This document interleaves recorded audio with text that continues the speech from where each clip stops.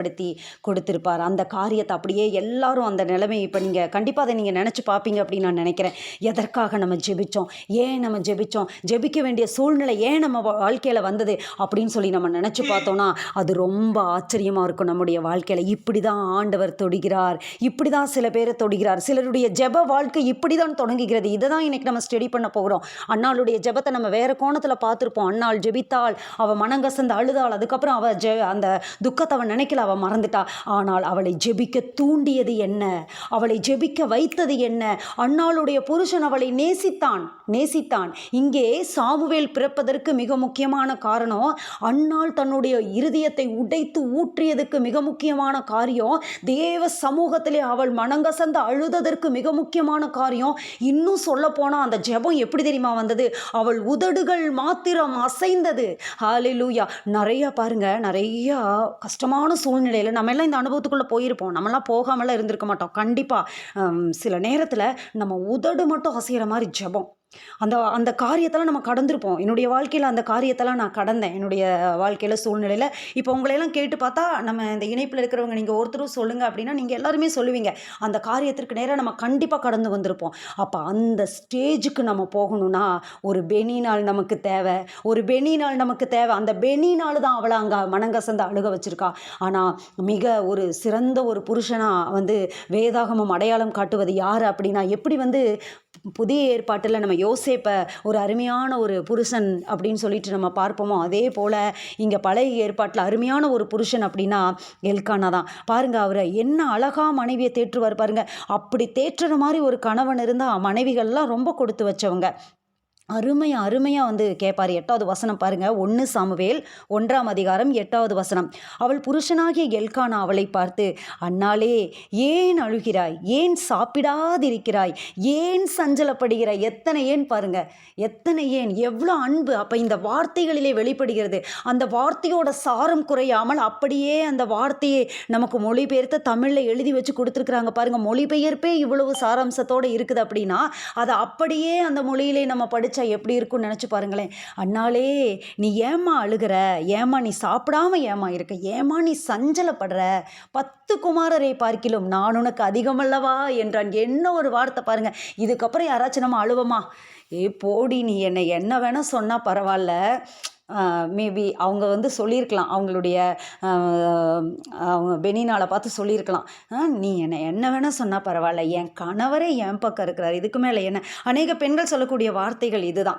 அநேக பெண்கள் சொல்லக்கூடிய வார்த்தைகள் என்னென்னா, என்னுடைய கணவர் என் பக்கம் இருந்தால் நான் எதை வேணால் சாதிச்சிருவேன்.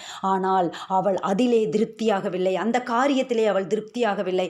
என்ன அவங்க செய்கிறாங்க அப்படின்னு சொன்னால், அவங்க அடுத்ததாக தேவ சமூகத்திலே அவங்க போகிறாங்க. இந்த காரியம் என்னை திருப்திப்படுத்தாது, இந்த காரியம் எனக்கு வேண்டாம். ஒருத்தருடைய ஜெப வாழ்க்கை இப்படி தொடங்குகிறது, ஒருத்தருடைய ஜெப வாழ்க்கை இப்படியாக அவங்களுடைய வாழ்க்கை ஆரம்பிக்கிறது. அப்போ பாருங்க, அவங்களுடைய வாழ்க்கை எப்படி, ஜெப வாழ்க்கை எப்படி ஆரம்பிக்கிறது அப்படின்னு சொன்னால், அப்படியே தன்னுடைய இருதயத்தை எல்லாம் மனங்கசந்து அவங்க என்ன பண்ணுறாங்க, அவள் போய் மனங்கசந்து மிகவும் அழுது கர்த்தரை நோக்கி விண்ணப்பம் பண்ணினாள். மிகவும் அழுகிறாங்க, மிகவும் மனங்கசந்து அழுது தன்னுடைய காரியத்தை எல்லாம் என்ன பண்ணுறாங்க, தேவ சமூகத்திலே அவங்க விண்ணப்பம் பண்ணுறாங்க. அப்போ என்ன அவங்க சொல்லி விண்ணப்பம் பண்ணுறாங்க அப்படின்னா, சேனைகளின் கர்த்தாவே, தேவரீர் உம்முடைய அடியாளின் சிறுமையை கண்ணோக்கி பார்த்து உம்முடைய அடியாளை மறவாமல் நினைத்தருளி உமது அடியாளுக்கு ஒரு ஆண் பிள்ளையை கொடுத்தால் அவன் உயிரோடு இருக்கும் சகல நாளும் நான் அவனை கர்த்தருக்கு ஒப்புக் கொடுப்பேன், அவன் தலையின் மேல் சவரகன் கத்தி படுவதில்லை என்று ஒரு பொருத்தனையை பண்ணினாள் அப்படின்னு சொல்லிட்டு அடுத்த வசனம் இப்படி சொல்கிறது. அவள் கர்த்தருடைய சன்னதியில் வெகுநேரம் விண்ணப்பம் பண்ணுகிற போது ஏலி அவள் வாயை கவனித்து கொண்டிருந்தான். அன்னாள் தன் இருதயத்திலே பேசினாள், அவளுடைய உதடுகள் மாத்திரம் அசைந்தது. இதுதான் துக்கத்தால் நம்ம செய்கிற விண்ணப்பம். சில நேரங்களில் சத்தங்கள் கூட வெளியில் வராத அளவுக்கு மிகுந்த துக்கத்தினால இப்படிப்பட்ட ஜெப காரியங்களை நம்ம செய்ய வேண்டிய சூழ்நிலைகளுக்கு நேராக நம்ம தள்ளப்படுவோம். இப்படிப்பட்ட காரியங்களுக்கு நேராக நம்முடைய அந்த ஜெப காரியங்கள் போய்கொண்டிருக்கும். அப்படின்னா என்ன அர்த்தம்னா, நம்ம அவ்வளோ வேதனையோடு கூட அந்த ஜெபத்தில் நம்ம ஈடுபட்டிருக்கிறோம் அப்படிங்கிறது தான் அர்த்தம். அப்போ இங்கே அவள் மனங்கசந்து மிகவும் அழுது தன் தேவனை நோக்கி ஜெபிக்க காரணம் என்ன தெரியுமா? இந்த உலகத்திலே எனக்கு கொடுக்கப்பட்ட கணவர் என்னை ஆறுதல் படுத்தினார். பேசிட்டாரு. ஆனால் அவளை ஜெபிக்க தூண்ட ஒரு பெனினாள் கூட இருந்தா. இன்னைக்கு நம்முடைய வாழ்க்கையிலே சில நெருக்கங்கள், உபத்திரவங்கள், பாடுகள் நமக்கு கொடுக்கப்பட்டிருக்கிறதா? அதுதானே நம்ம தேவ சமூகத்தை நோக்கி ஓட வைக்குது. இன்னைக்கு ஏதாவது ஒரு விண்ணப்பத்தை நீங்கள் கையில் தானே வச்சுருக்கீங்க. நீங்கள் நல்லா யோசிச்சு பாருங்கள். இந்த விண்ணப்பத்தை நான் தேவ சமூகத்தில் வச்சுருக்கேன், இந்த காரியத்தை நான் வச்சுருக்கேன் சிஸ்டர், இந்த விண்ணப்பம் வேணும், ஜெபக்குறிப்புகள் கொடுங்க அப்படின்னா நம்ம எவ்வளோ நீளமான ஜெபக்குறிப்புகள் கொடுக்குறோம். அப்போ அந்த ஜெபக்குறிப்புகள் தான் கர்த்தருடைய சமூகத்தை விட்டு நீங்காமல் நம்மளை வச்சிருக்குது, அந்த ரிலேஷன்ஷிப் கூட நம்மளை வச்சிருக்குது. அந்த காரியத்திற்காக இந்த இடத்துல ஒரு காரியம் நடக்குது. கர்த்தரே கற்பத்தை அடைத்திருக்கிறார். இங்கே ஒரு ரகசியம் நடக்குது. என்ன ரகசியம் அப்படின்னா, இந்த எல்கானா சாதாரணமான ஆள் இல்லை, அவன் லேவி கோத்திரத்தை சேர்ந்த ஒரு மனுஷன். அதுதான் இங்கே மிக முக்கியமான ஒரு காரியம். அது மாத்திரமல்ல, ஏற்கனவே நான் நிறைய மெசேஜில் நான் உங்களுக்கு சொல்லியிருக்கேன், இந்த லேவி கோத்திரத்தை சேர்ந்த இந்த எல்கானா யார் அப்படின்னு சொல்லிட்டு. கோராகு அப்படின்னு நம்ம ஒருத்தனை படிப்போம் இல்லையா, மோசேக்கு விரோதமாக எழும்பி, என்னாகமம்ல இருக்கும் 11வது அதிகாரம் 1வது வசனத்தில், சபையில் 250 பேரை வந்து மோசேக்கு விரோதமாக எழுப்பி கூட்டிட்டு என்ன பண்ணுவான் அப்படின்னு சொன்னால், மோசேக்கு விரோதமாக முறுமுறுத்து அவங்க வந்து எழும்புவாங்க. கோராகின் கூட்டத்தார் எழும்புவாங்க. அப்பேற்பட்ட அவங்களுக்கு ஒரு நியாயந்தீர்ப்பு காரியம் நடக்கும். அது நம்ம நல்லா தெரியும். பழைய ஏற்பாட்டு காரியத்தில் நம்ம அது படிப்போம். என்னாகமம் 26:11 கோராகின் குமாரரோ சாகவில்லை அப்படின்னு சொல்லிட்டு அது ஒரு மெசேஜ் நான் கொடுத்தேன் அப்படின்னு நினைக்கிறேன். நீங்கள் எத்தனை பேர் அதில் இருந்தீங்கன்னு எனக்கு தெரியல. நம்ம இன்னொரு நாளைக்கு அந்த சமயம் வைத்தால் அந்த காரியத்தை பற்றி நம்ம பார்ப்போம். கோராகின் குமாரரோ சாகவில்லை. அப்போ இவனுடைய சந்ததி பிறப்பு என்ன பண்ணுது இருக்குது. ஆனால் அவனுக்கு விரோதமாக வந்து மோசேக்கு விரோதமாக எழுமின அந்த கோராக ஆண்டவர் அழித்து போடுவார். அதுக்கப்புறம் பார்த்தீங்கன்னா அந்த கோராகு வம்சம் சேர்ந்த யாருக்குமே மரியாதை மதிப்பு இல்லை. ஏன்னா லேவி கோத்திரத்திலிருந்து வந்தவங்கலாம் யாரு? அவங்க பலிபீடத்து ஊழியம் செய்யறதுக்கு கர்த்தரால தெரிந்து கொள்ளப்பட்டவங்க. இந்த கோராகு இந்த மாதிரி ஒரு காரியத்தில் ஈடுபட்டதுனால அவங்களுக்கு பலிபீட ஆசாரிய ஊழியம் வந்து கொடுக்கல, தடை பண்ணிட்டாங்க. அவங்க வம்சத்துக்கே சாபத்தை தேடி வச்சுட்டு கோராகு வந்து போயாச்சு. கோராகுக்கு என்ன நடந்துச்சு?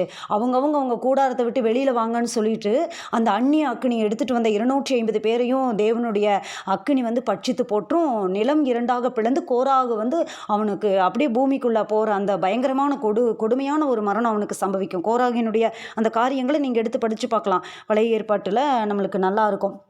யாத்திராகமம் 6:21 அவனுடைய வம்சாவளியில் நம்ம பார்க்கலாம் யார் அவருடைய வம்சாவளியிலேருந்து வர்றாங்க அப்படின்னு சொல்லிட்டு. ஆசீர் அப்படின்னு அப்படியே ஸ்டார்ட் ஆகும். அதில் தான் எல்கானாவோட பேர். அப்போ கோராகுடைய 16வது தலைமுறை தான் இந்த எல்கானா. அந்த எல்கானாவுடைய மனைவி தான் அன்னாள். அந்த அன்னாளுடைய கற்பத்தை தான் கர்த்தர் அடைச்சார். ஏன் அடைச்சார் தெரியுமா? கோராகு தேவனுக்கு விரோதமாக போயிட்டான். ஆனால் எல்கானா அப்படி இல்லை. எல்கானா மேலே ஒரு விசேஷித்த அபிஷேகம் இருக்குது. எல்கானா மேலே ஒரு விசேஷமான அபிஷேகம் இருக்குது. எல்கானாவை வந்து ஆண்டவர் வந்து தெரிந்து கொண்டிருக்கிறார். எல்கானா கூட வந்து ஆண்டவர் இருக்கிறார். அவர் மேலே ஒரு விசேஷமான ஒரு அபிஷேகம் இருக்கிறது. அவனுடைய சந்ததியை நான் ஆசீர்வதிக்க போகிறேன். அவன் மூலமாக நான் ஒரு பெரிய ஒரு காரியத்தை செய்ய போகிறேன். அவனுக்கு சாமுவேல் என்கிற ஒரு கற்பப்பிறப்பை கொடுக்க போகிறேன். அது சாதாரணமாக வராது. அவள் அழுது ஜெபிக்கணும், மனங்கசந்து அழுது ஜெபிக்கணும். அந்த சாபங்கள் முறியடிக்கப்படணும், அந்த காரியங்கள் முறியடிக்கப்படணும். அதற்காக தான் கர்த்தர் என்ன பண்ணுறாரு அப்படின்னு சொன்னால், என்ன நடக்குது அப்படின்னு சொன்னால், அந்த இடத்துல ஆண்டவர் வந்து என்ன பண்ணுறாரு அப்படின்னு சொன்னால் கற்பத்தை வந்து அடைக்கிறாரு. அன்னாளுடைய கற்பத்தை வந்து அடைக்கிறாரு. இப்படிப்பட்ட காரியங்கள் நடக்கிறதுனால தான் என்ன ஆகுது அப்படின்னு சொன்னால், இங்கே மனம் கசந்து அழுகும்படியான சூழ்நிலை நடக்கிறது. அங்கே ஒரு கருவியாக பெனினாளை ஆண்டவர் பயன்படுத்துகிறார். எப்படி மோசே வந்து உயிரோடு இருக்கணும் அப்படிங்கிறதுக்காக அவங்க மீரியாம் ஓடி போய், நான் போய் எபிரேய ஸ்திரீகளில் ஒருத்தியை அழைத்து கொண்டு வரட்டுமா, பால் குடிக்கிற ஸ்திரீகளில் ஒருத்தியை அழைத்து கொண்டு வரட்டுமா அப்படின்னு சொல்கிற மாதிரி இந்த இடத்துல பெனினாள் ஆண்டவர் கொண்டாந்து உட்கார வைக்கிறாரு. ஒரே இடத்துலயே உட்கார வைக்கிறாரு, ஒரே வீட்டிலேயே உட்கார வைக்கிறாரு, தினமும் பார்க்குற மாதிரி உட்கார வைக்கிறாரு. பார்க்கும் போதெல்லாம் நீ குழந்தை இல்லாதவா அப்படின்னு சொல்லி தூசிக்கும்படி உட்கார வைக்கிறாரு. ஒவ்வொரு நாளும் அந்த காரியத்திற்காக அவள் ஜெபம் பண்ணணும்னு சொல்லி ஆண்டவர் தூண்டும்படியாக உட்கார வைக்கிறாரு. அப்போ யார் இந்த ஆசீர்வாதத்திற்கு காரணம்? நம்மை நெருக்குகிற இந்த காரியங்களுக்கு என்ன காரணம் அப்படின்னு சொன்னால், தேவ சமூகத்துக்கு நம்ம ஓடி வரணும். இன்னைக்கு பெனினாள் போன்ற சில பிரச்சனைகள், சில காரியங்களை நம்ம நெருக்கி கொண்டிருக்குதா? நமக்கு எப்படா இந்த காரியம் முடிக்கும்? நம்மளுக்கெல்லாம் ரொம்ப தலைவலியாக இருக்கும். நான் நான் நல்லா தானே ஜெபம் பண்ணுறேன், நல்லா தானே ஆண்டவருக்காக நான் ஓடுறேன், ஏன் இந்த காரியம் என்னை வேதனைப்படுத்துது, ஏன் இது என்னை மனமடிவாக்குது, ஏன் இது என்னை மனங்கசந்து அழுக வைக்குது, ஒவ்வொரு நாளும் இந்த மாதிரி நான் பாடுபட்டுட்டே இருக்கிறேனே, இதுக்கு எனக்கு முடிவே இல்லையா, இது எனக்கு விடையே இல்லையா.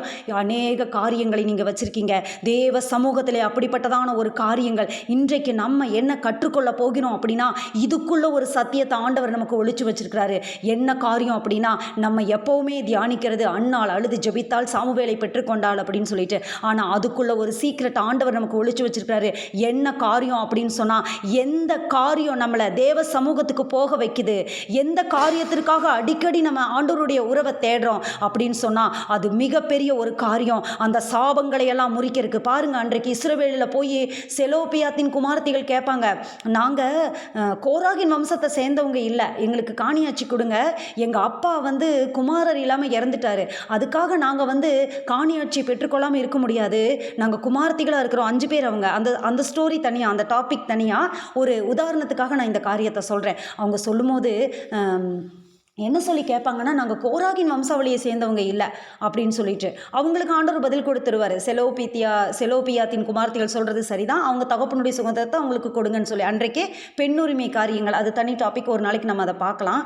இந்த இடத்துல அவங்க சொல்கிற காரியம், நான் கோராகின் வம்சத்தை சேர்ந்தவங்க இல்லை, அப்படிப்பட்ட ஒரு சாபமான சந்ததியிலிருந்து வந்த 16வது தலைமுறையை சேர்ந்த எல்கானாவுடைய வம்ச பிறப்பை ஆண்டவர் ஆசீர்வதித்து இஸ்ரவேல் அனைத்திற்கும், சமஸ்த இஸ்ரவேலருக்கும் தான் முதல் பெயர் சபா வரைக்கும் 40 வருஷம் இவன் தான் தீர்க்கதரிசி, இவன் கர்த்தருடைய தீர்க்கதரிசி தான், இவன் மேலதான் அபிஷேகம் இருக்குது, இவனோட தான் கர்த்தர் பேசுவார் என்று சொல்லும் அளவிற்கு ஆண்டவர் உயர்த்த போகிறார் என்றால், அங்கே அன்னாளின் கற்பம் அடைக்கப்பட்டது. அந்த கற்பத்தை திறக்க ஆண்டவர் அந்த வீட்டுக்குள்ளேயே ஒருத்திய வச்சாரு. அவ பேரு தான் பெனினாள். உங்க பிரச்சனைக்கு பார்த்து நீங்க சொல்லுங்க, பெனினாள். உங்க பிரச்சனை என்ன தெரியுமா? இன்னைக்கு உங்களை வாட்டிக்கொண்டிருக்கிற பிரச்சனைக்கு பேர் என்ன தெரியுமா? அது பெனினாள். உங்களை வாட்டிக்கொண்டிருக்கிற போராட்டங்கள் தேவ சமூகத்திற்கு போய் உங்களை மனங்கசந்து அழுக வைக்குது இல்லையா, உங்களை போராட வைக்குது இல்லையா, உங்களை பயமுறுத்துது இல்லையா, இது இன்னைக்கு இப்படி இருக்கு, நாளைக்கு என்ன நடக்கும், நாளான்னைக்கு என்ன நடக்கும், அப்புறம் என்ன நடக்கும், உங்களை பயந்து திகிலடைய வைத்துக்கொண்டு எப்போ பார்த்தாலும் ஆண்டவரை நோக்கி ஆண்டவரையே நினைக்க தூண்டிக்கொண்டே இருக்கிற ஒரு காரியம், அதுக்கு பேர் தான் பெனினாள். அது இருக்கிற வரைக்கும் ரிலேஷன்ஷிப் கரெக்டாக இருக்கும். சில காரியத்திற்கு ஆண்டவர் வைக்கிறார். ஹல்லேலூயா. எல்லா கரங்களை உயர்த்தி ஆண்டவருக்கு நம்ம மகிமையை நன்றியை செலுத்தலாமா? சில பெனினாள்களை ஆண்டவர் எதற்கு வைத்திருக்கிறார் தெரியுமா? கர்த்தரோடு நாம் உறவு அதிகமாக வைத்துக் கொள்வதற்காக. ரிலேஷன்ஷிப் கரெக்டாக இருக்கணும்.